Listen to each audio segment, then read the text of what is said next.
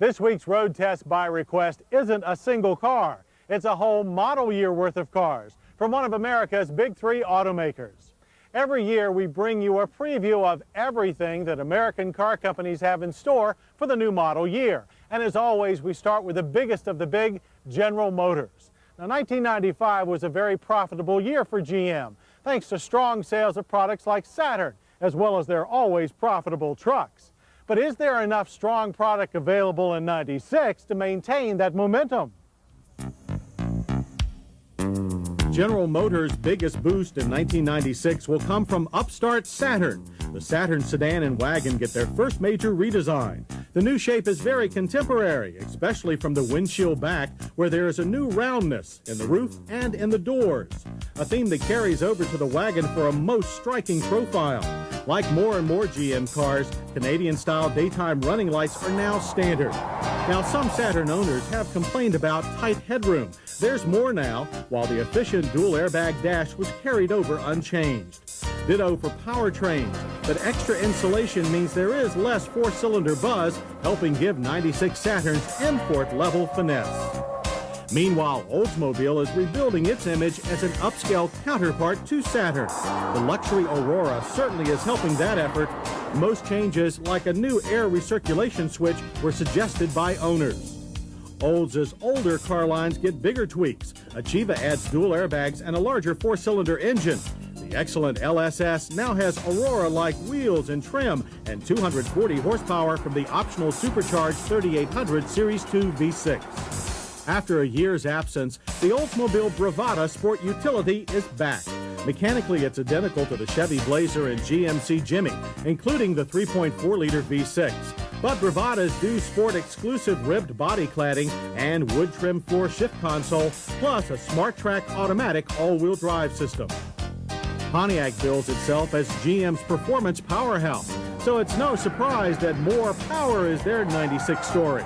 The Firebird's 5.7-liter V8 dons a new SLP-developed Ram air induction option for 305 horsepower. The Yeoman Grand Am garners a mild restyling, dual airbag, and enlarged displacement. The former Quad 4 is now upsized to 2.4 liters and renamed Twin Cam. That same 150-horse engine makes the Sunfire GT, as well as the Chevy Cavalier Z24, even smarter performance coupe bargains. Over at Buick, the Skylark can also be ordered with the new 2.4. Thankfully, the cow catcher grille is gone. However, Skylark adds a new instrument panel complete with dual airbags. There are few changes to Buick's larger cars. The LeSabre does have the 205 horsepower 3800 Series 2 V6 standard, while the popular Riviera has a supercharged version as a 240 horsepower option.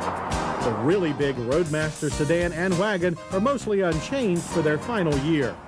The same goes for the biggest Chevrolets. Caprice, along with the wonderful Impala SS, are also gone after 96. Engine enhancements are also the high points at Chevy.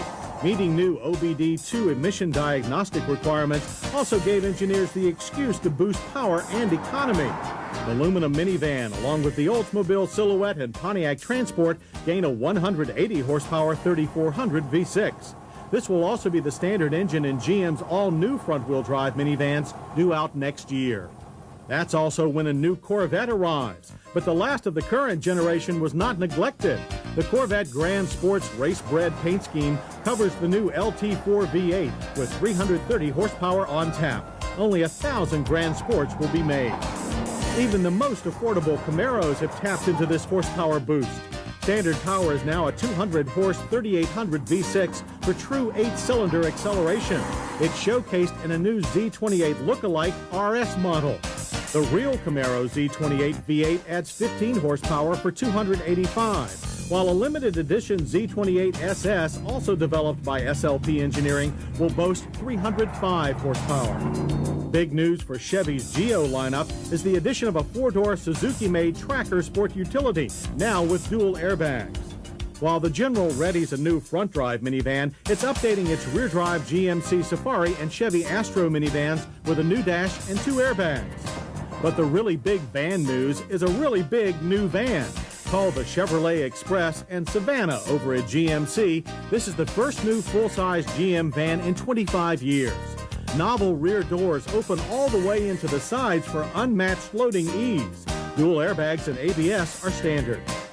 Most of the rest of Chevy and GMC's full-size trucks and sport utes, including the new Tahoe and Yukon, get engine overhauls. Adding the Vortec air-fuel induction system has greatly boosted the 5.0, 5.7, and 7.4-liter V8's power, torque, and smoothness. CK extended cab pickups will also be the first to offer a rear passenger side door or access panel. Now these family-sized trucks have versatility that's easy to use.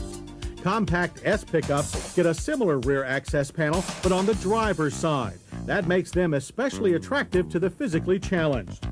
A sharp-looking GMC Sonoma and Chevrolet S10 Sportside cargo box will arrive in the spring. Spring will also bring us the first drives in Cadillac's new European-made sports luxury car, the Catera. But until then, we'll have to be satisfied with minor updates to their domestic lineup. We do like the revised interior of the Seville Touring Sedan and Eldorado Touring Coupe. The new analog gauges and center stack controls are more user-friendly and mimic Lexus in execution. Mechanically, both cars also gain magnetic variable assist power steering and faster reacting road sensing suspension. The DeVille Concours adds both new features as well, while Cadillac's biggest car, the Fleetwood, is barely altered for its last year. So while GM's major product changes are still a year away, there is plenty of news to power buyer interest for 96. Be sure to join us next week for more Motor Week and a test of the all-new 1997 Buick Park Avenue. Plus, Lexus enters the sport utility market with the LX450. Pat Goss takes the rag out of ragtops, and Craig Singhaus celebrates the Z-Car. I'm John Davis. We'll see you then. To order a video cassette of this program, call 1-800-422-0064 or send $29.95 plus $4.95 shipping and handling to Motorweek. Post Office Box 55742, Indianapolis, Indiana 46205.